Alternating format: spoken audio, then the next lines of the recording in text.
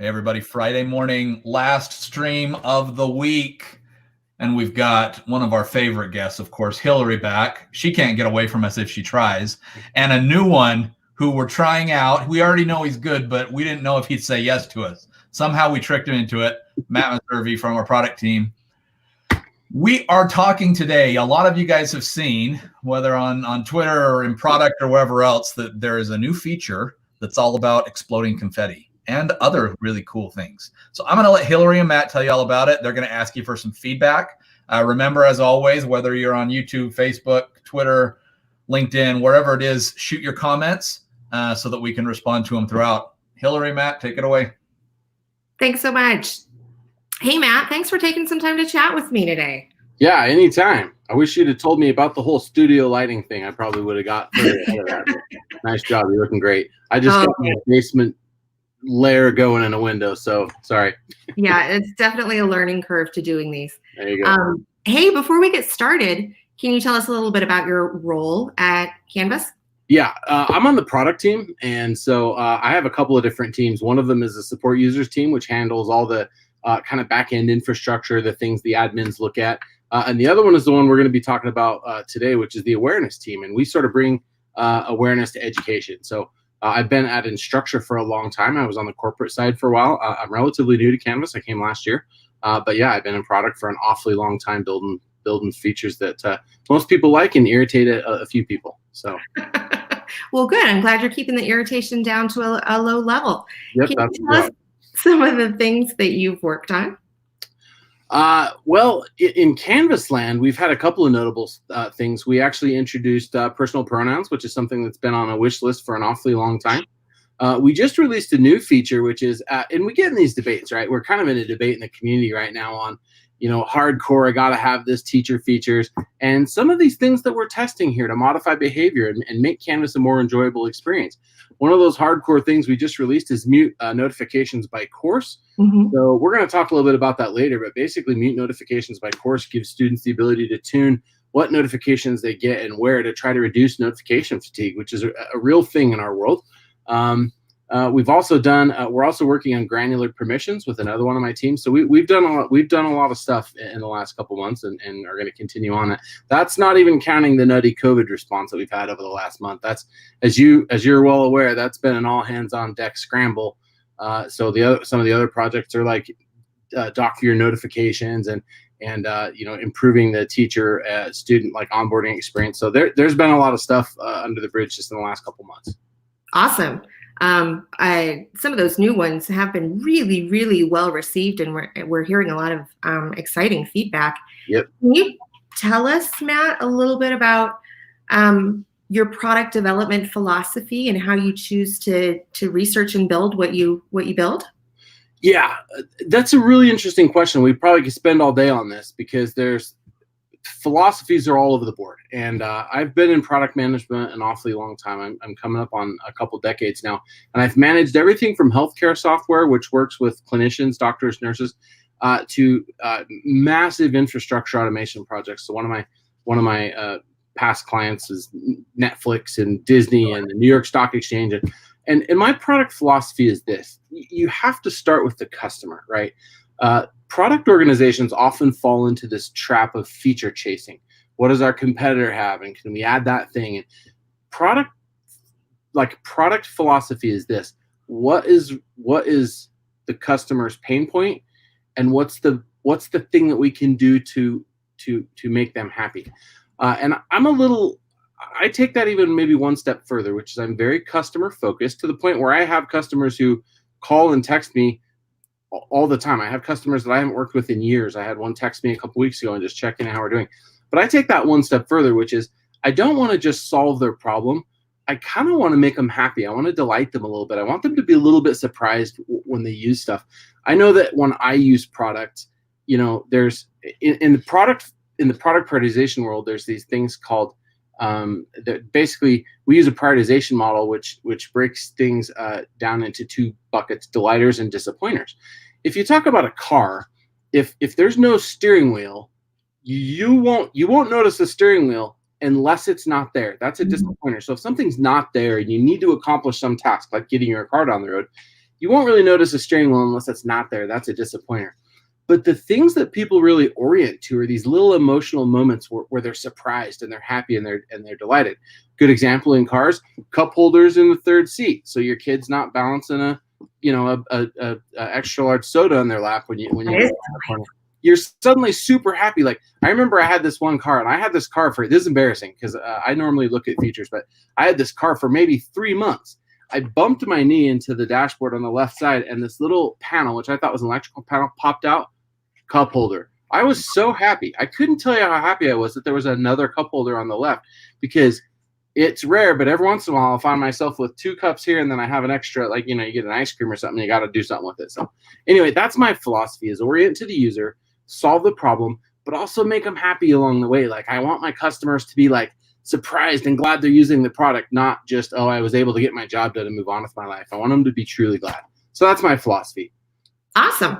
So speaking of delightful emotional responses, tell me what this confetti thing is. Okay. Confetti is really cool. And you obviously know about this, because this actually the history of this comes from some other work I did for Instructure, which is trying to motivate people to do the right thing. And so this is something I've been wanting to do for a long time.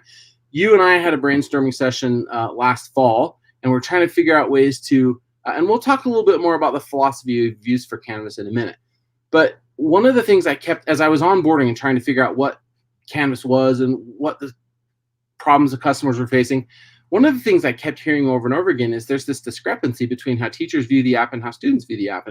And learning is difficult, even at best. It's never comfortable. It's always hard work. Learning just doesn't come easily. And you and I were talking about ways to motivate better behavior and ways to make that better. For me, I was excited about it because it's a delighter.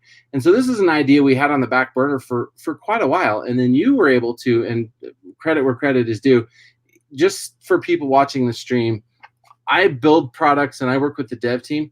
Hillary is what we would call an influencer, i.e., I can talk till I'm blue in the face and I get some eye rolling. And unless I stand up and physically threaten people, it's hard to tell you. I'm 6'5" and 300 pounds. I'm an ex-football player. But Hillary can walk into a room and start talking to people, and people are like, yeah, we should totally do that. So Hillary came down and talked to one of my devs about this idea that we've been kind of floating around. And he was like, hey, yeah, let's prototype this thing.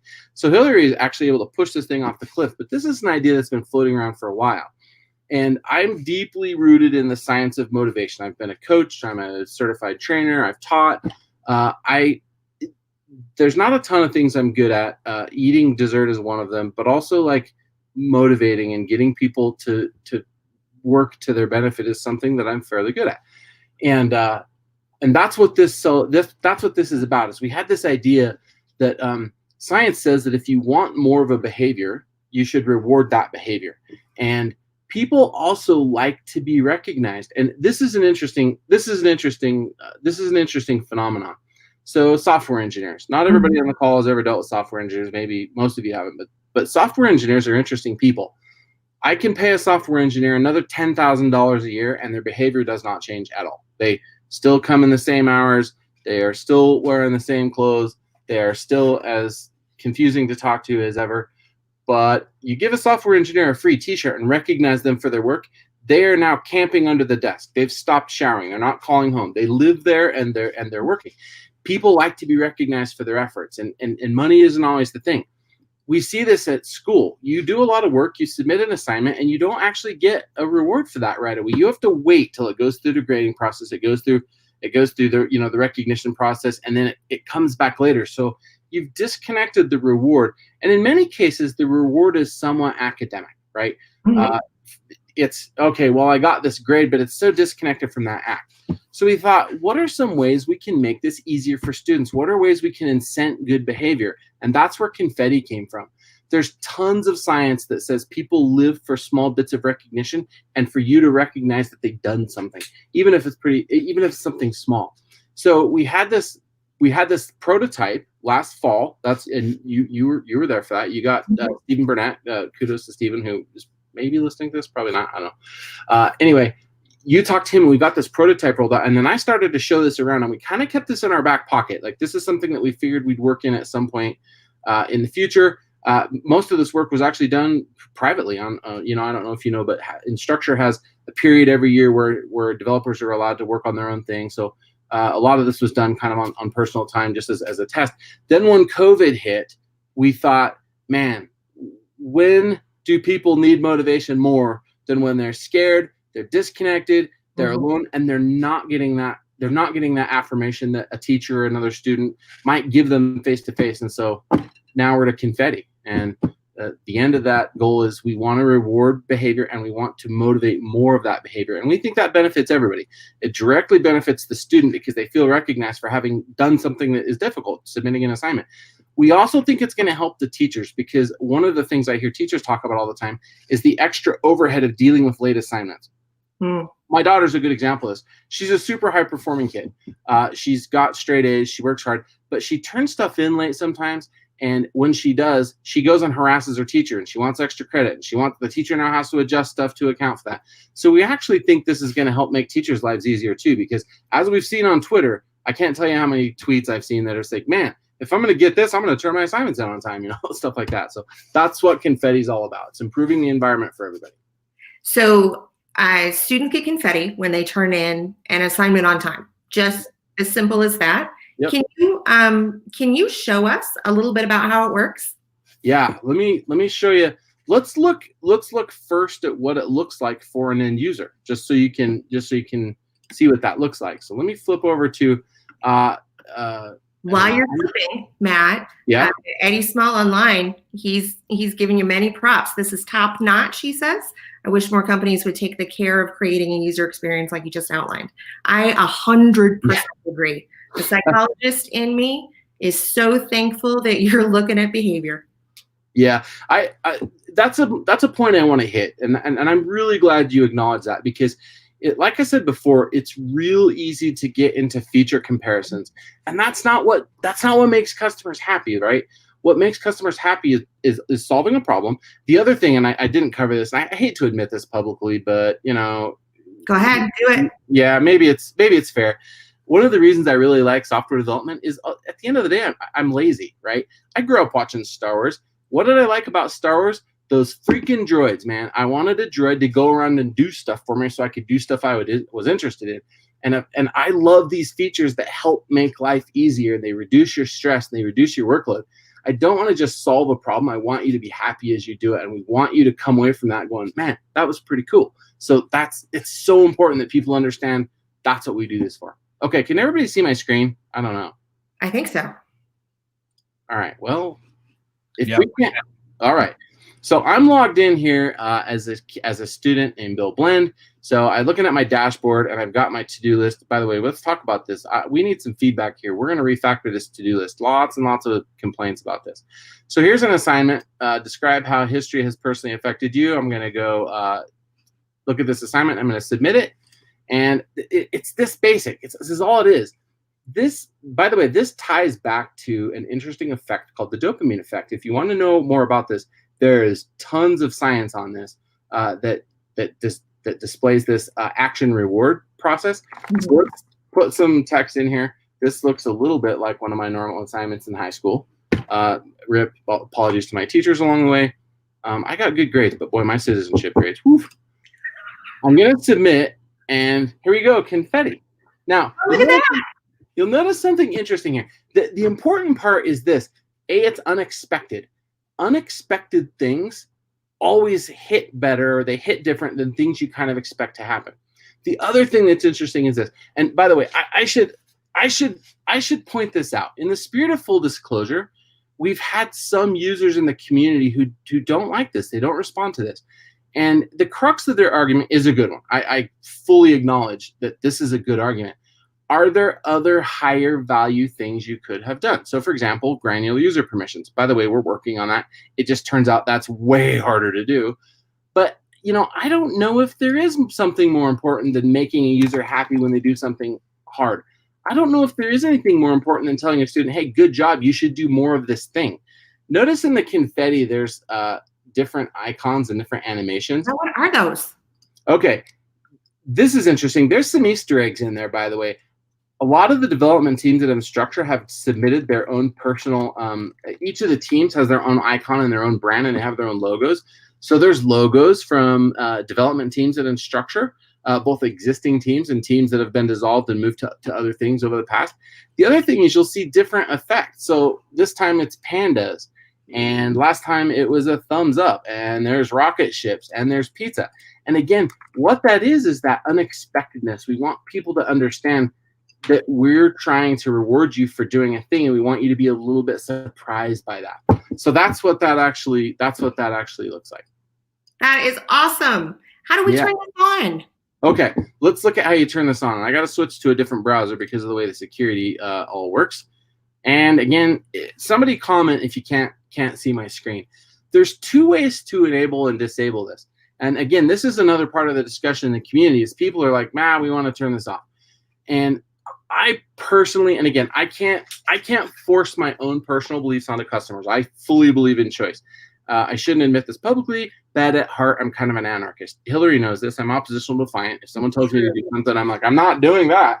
If you ask me for help, I'll kill myself to get there. I don't believe in forcing things onto people, but I also don't believe in taking that choice away. One of the things we've gotten is that, oh, this isn't going to make sense for higher ed. That is absolutely wrong. You can go look at Twitter today. As far as we can tell, and I've, again, Hillary and Mark will both learn quickly. The worst thing to do is put me on calls with customers because I'm honest to a fault. It's often, I terrify the salespeople because I'll be in front of customers and they're like, tell them this is great. And I'm like, but it's not great yet. We're working on it.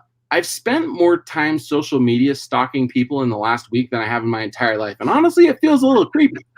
But what we're trying to do is we're trying to figure out who these students are, right? And I would say we're at the low. We're probably running 35% of the tweets are HE tweets, and at high, it's over 50. And it's close enough to half and half. The other interesting thing is we developed that prototype, which you know about quite a while ago. This was all pre-COVID, right? And we sat on it. Well, I've been out at several institutions. I went with you on a tour all through Texas. You showed a couple times there. And I got a really great chance to go out to Wake Forest and spend some time with some students there judging a competition. They actually proposed features, and they had some ideas for improvements on how we improve the student submission process. We're going to talk about that a little bit. What's our deadline, by the way? When do we stop this? How long are these? I don't know. Just keep going, Matt. People online seem to be liking you. Actually, okay. I talk a lot, and sometimes I will just go into the ditch. So if I just go into the ditch, somebody stick their hands up. Matt, Misty just said, love it. We got all kinds of feedback about how great you are. Amazing. So just keep talking. Okay. All right. We'll go. When you all get bored, hang up or just, stick your hands up. So I got to spend some time with these Wake Forest students. It was really great. And they were submitting these ideas. They each gave presentations, and it was a lot of fun. And there was a couple of surprises there. I want to talk about one of them in a minute, which was how much more students want out of Canvas. And we'll talk about that because there were some surprises there. But as we started talking about this, when they asked, hey, we want Canvas to do more. We don't just want a place where we go submit assignments, right? That kind of sucks. But I showed them this confetti thing, and they were like, oh my God, that's the best thing. We got it. Why can't we see this? And so that's why I was surprised that these higher ed kids, and they were all across the spectrum. We had from freshman to senior in this class. I was surprised that these older, more mature kids cared about this.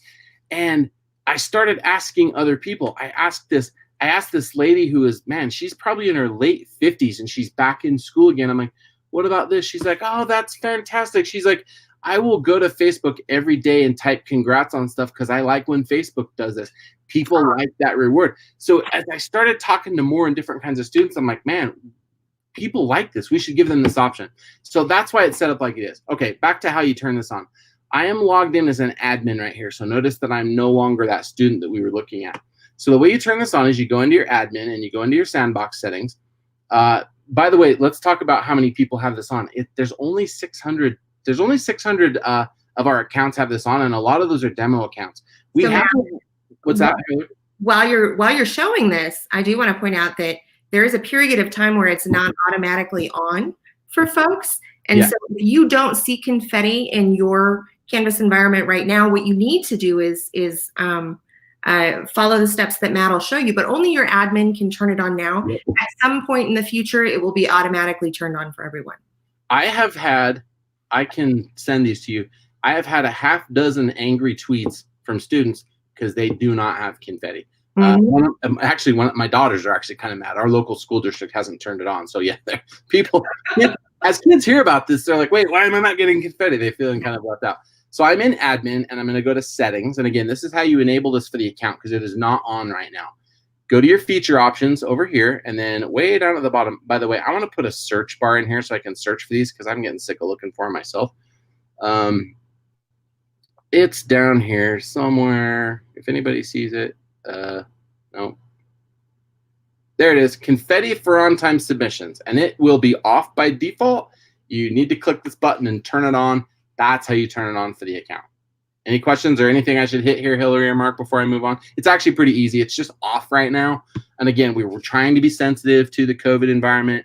You do have to go manually enable this. I will turn this on by default at some point. I apologize to the haters. You can get on Twitter and beat me up all you want about it. But this is something we feel like enough students like this. We want this to be their choice.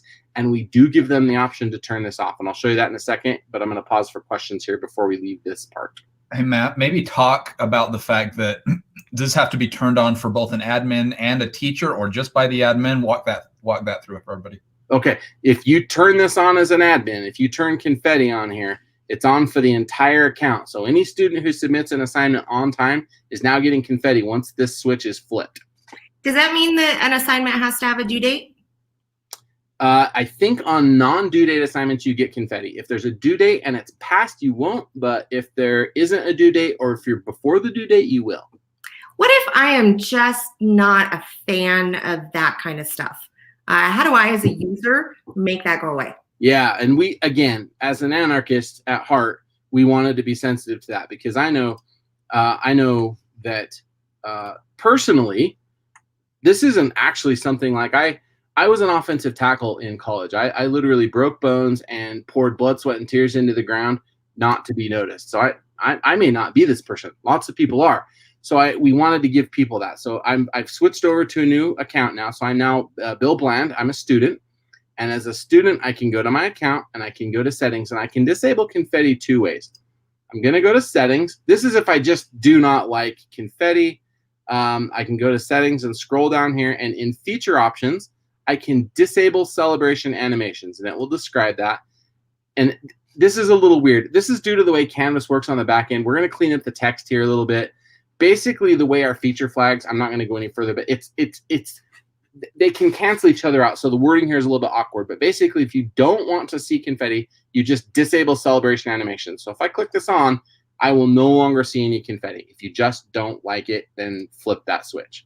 Is that only for students, or does that work for anybody kind of enrollment? Anybody's personal account, like teacher, student, anybody. By the way, we have confetti for teachers too. We'll talk about that in a second. This is based on a customer request.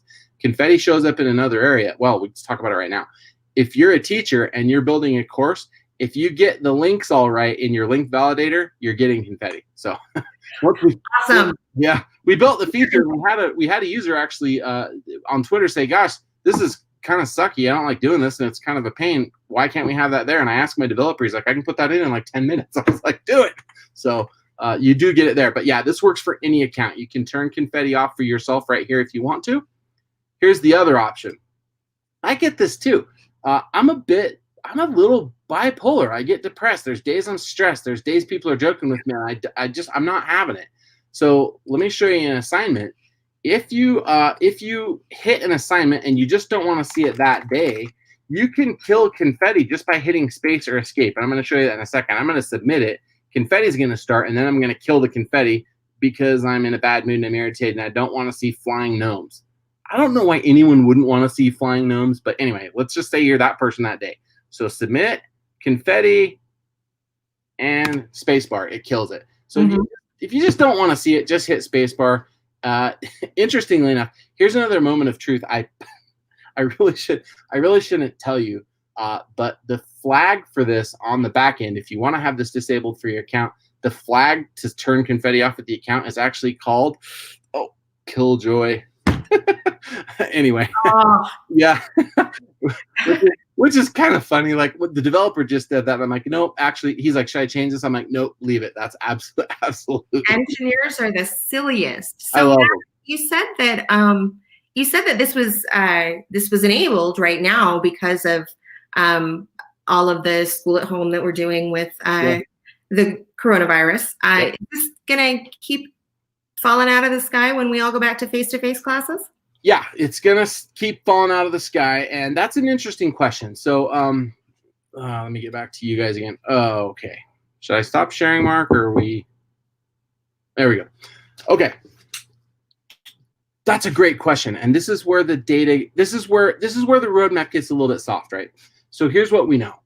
I have this intense desire. Let's go back a little bit to like why we're doing this, right? Mm-hmm. So we keep getting this feedback from students. They're like, man, I don't really love Canvas. And everybody's like, why does students hate Canvas? Well, think about it. That's where they go to do all their homework. It's not a fun place to go, right? You won't, if you ask 100 kids, like, where's your favorite place on the earth? Very few of them are going to say school, because, you know, that's where all the stress comes. So we thought, gosh, we want them to like this learning experience. How can we make this a little friendlier? This goes to some of the feedback I've gotten from students recently, which is, and I'm going to summarize 100 conversations and saying students want more from their LMS. They don't want to just be a place where information is delivered. Students want really interesting things. Now, I don't want anybody on the call to panic. Understand what I'm talking about is research mode. Students want things like wellness checks. Students want Canvas to know that they want Canvas to be aware of them. Students feel like sometimes they can't offer feedback honestly. One of the things we've gotten students to ask us is like, you know, it would be kind of cool if there was a thing I could click in Canvas that says I'm not feeling very good, or maybe someone would check in on me or ask. The other thing we get asked all the time, students are like, my teacher's just ripping through these assignments and they're like, are you getting it? And I'm not getting it, but how do I express that, right? So we're looking at things like at the end of a section in a course, just a simple rating thing that's like, how well are you understanding this? Smiley, neutral, not smiley. Ways to communicate without sticking your hand up and being a greasy wheel. Ways to communicate like, I need more. I don't feel like I'm getting, or I'm not feeling great. They want more out of the system. So yeah, Confetti is here to stay. Now, what I do think Confetti is going to do is Confetti is going to evolve. So one of the comments we've gotten, and we knew this would happen, right? And I think this is due to the nature of Twitter, but a few of the comments are like, they're actually hilarious. They're some of my favorite comments. But some of the comments are like, oh, great, Canvas just rewarded me for doing the bare minimum, you know? Canvas read the room. Yeah, I think it's because Twitter is a place where people go to be edgy. And my response to that is, if I'm going to err on the side of over congratulating you, because if I've learned anything from kids, it's that if I reward a behavior, even a little tiny behavior, I get more of that behavior. Negative reinforcement, by the way, doesn't work. And if you want, we can have a whole nother call on why that doesn't work and why that's a bad thing. But I can move mountains with little bits of positive reinforcement.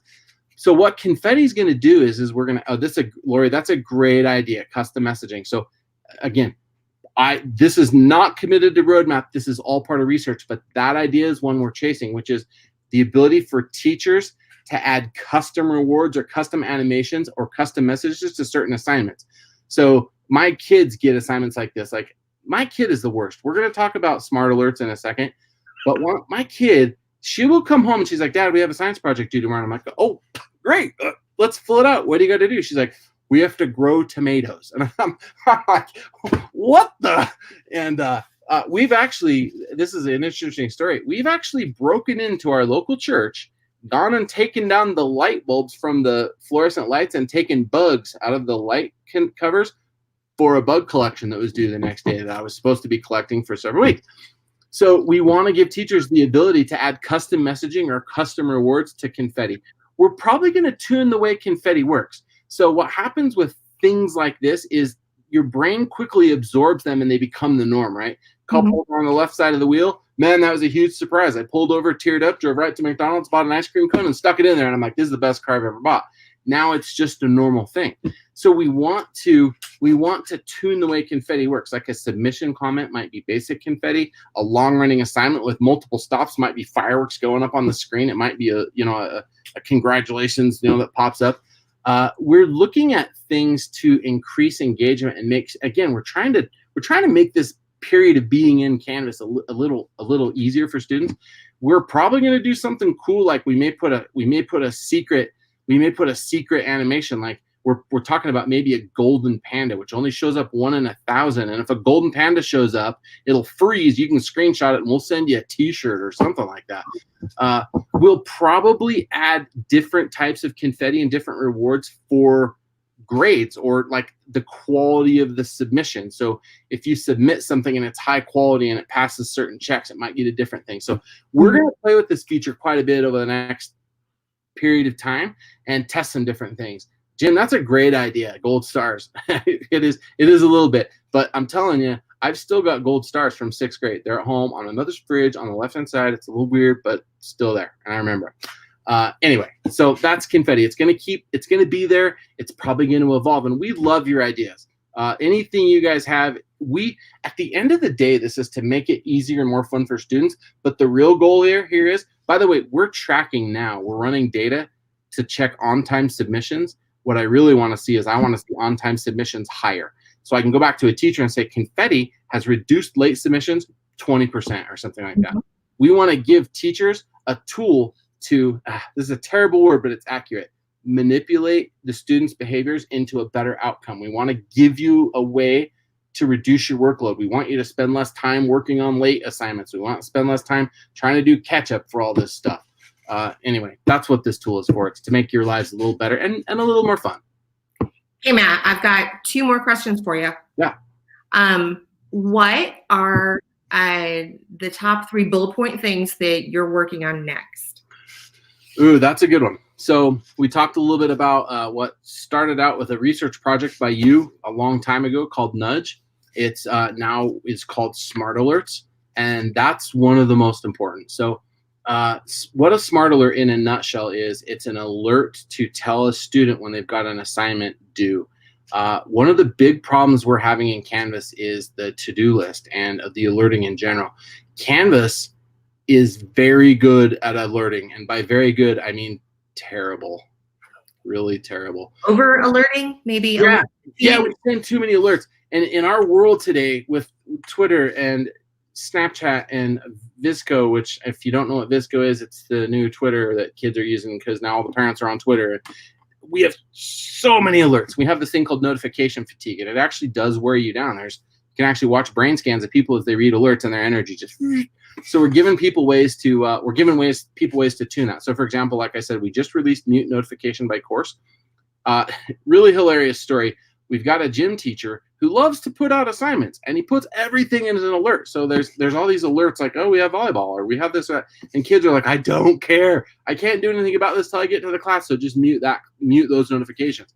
So muting notifications by course is one of the big things. Smart alerts, that's a really big one, and that basically says you have an assignment coming up, you haven't touched it. Are you aware of this?